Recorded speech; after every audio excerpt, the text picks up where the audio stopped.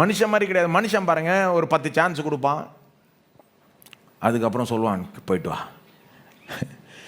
தேவன் மட்டும் நம்மகிட்ட அப்படி செஞ்சுருந்தா நம்மளாம் என்ன இருப்போம்? அவ்வளோதான், என்ன இருப்போங்க. இவர் மன்னிப்பில் ரொம்ப தயால குணம் உள்ளவர். ரொம்ப ஓவராக மன்னிக்கிறது. சில நேரம் அது கொஞ்சம் அப்படியே கான்ட்ரவர்ஷியலாக கூட இருக்கலாம். சிலருக்கு அது ஜீரணிக்க முடியாத அளவுக்கு.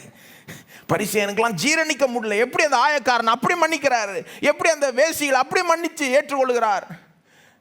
அவங்க ஒன்றும் செய்யாத போல் அப்படியே மன்னிச்சிடுறாரு, அதை மறந்துடுறாரு, அவங்களோட உட்காந்து சாப்பிட்றாரு. அவங்களால ஜீரணிக்க முடியாத அளவுக்கு அவர் மன்னிப்பாருங்க. உங்களையே ஆச்சரியப்படுத்துவார், எல்லாரையும் ஆச்சரியப்படுத்துவார். நீங்கள் அவர்கிட்ட போங்க, அவர் உங்களை மன்னிப்பார், அவர் ஏற்றுக்கொள்வார். அதில் சந்தேகமே கிடையாது. அவருடைய வசனத்தின் அடிப்படையில் நான் சொல்லுகிறேன், எத்தனை தடவை நீங்கள் அவரை கைவிட்டிருந்தாலும் நீங்கள் அவர்கிட்ட போகணும். திரும்ப திரும்ப அவர்கிட்ட போங்க, அவ்வளோதான். இல்லைங்க திரும்ப செஞ்சுட்டேங்க, திரும்ப போங்க. இல்லை திரும்ப செஞ்சுட்டேங்க, இல்லை திரும்ப வாங்குங்க. இந்த மாதிரி திரும்ப வந்தீங்கனாலே எப்படி திரும்ப பண்ணுவார்? உங்களை விட்டு போகாத மாதிரி உங்களை மாற்றி விட்டுருவார்.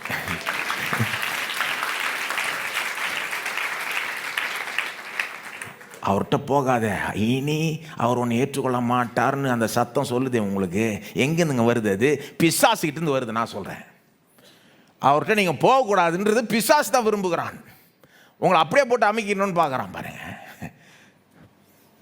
யாராக இருந்தாலும் இயேசுகிட்ட வரலாம். எத்தனை முறை நீங்கள் அவரை கைவிட்டிருந்தாலும், அவருக்கு விரோதமாக செஞ்சுருந்தாலும், துரோகம் செஞ்சுருந்தாலும், பாவம் செஞ்சுருந்தாலும், முரட்டாட்டம் செய்திருந்தாலும், என்ன செய்திருந்தாலும் நீங்கள் வரலாம். அவர் ஏற்றுக்கொள்வார். ஏன்னா அவர் நமக்கு உண்மை உள்ளவராக இருக்கிறார். நம்மை ஒருபோதும் கைவிடுவதே இல்லை. நம்பிக்கை இழக்க காரணமே இல்லை.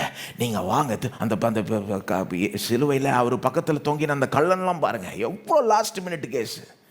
ஷோ, நம்ம முக்காவாசி பேர் அவனுக்கு சான்ஸ் கொடுத்துருக்க மாட்டோம். உனக்கு சான்ஸ் இல்லை போ. ஞானஸ்தானம் கூட எடுக்க முடியாது, எப்படி சான்ஸ் கொடுக்கறது? இறங்கி ஒரு பட்டுன்னு ஒரு ஞானஸ்தானம் கொடுத்துட்டு திரும்ப ஏறிட்டாவோட ஒரு ஏதோ ஒரு நம்ம இன்னும் கொஞ்சம் உறுதியாக சொல்லலாம் இல்லையா அப்படின்னு இருப்போம். நம்ம அவ்வளோ லாஸ்ட் மினிட்ல கேட்குறான் அவன். உம்முடைய ராஜ்யத்தில் வரப்போ என்னை நினைவு, கேட்குற லைனை பாருங்க, அவ்வளோ ஒன்றும் பெருசு ஒன்றும் கிடையாது. உம்முடைய ராஜ்யத்தில் வரப்போ என்னை நினைவு கூறும், அவ்வளோதான். அதுக்கு போய் அவனுக்கு அவ்வளோ பெரிய ஒரு உறுதியை கொடுக்குறாரு. இன்று என்னோட இன்னைக்கே நீ பரதீசில் இருப்பாய் என்று மெய்யாகவே உனக்கு சொல்லுகிறேன். அங்கேயும் வருது. யாருக்கு முற்றிலும் தகுதியே இல்லையோ அவனுக்கு தான் இருக்கிறதுல பெரிய உறுதி. அப்படிப்பட்ட உறுதி நீங்கள் வேதத்தில் பார்க்கவே முடியாது, யாருக்குமே கொடுக்கப்படல. சில நேரம் தேவன் செய்கிறதெல்லாம் கொஞ்சம் கான்ட்ரவர்ஷியல், சிலருக்கெல்லாம் அது ஜீரணிக்க முடியாது. அவருடைய இரக்கம், அவருடைய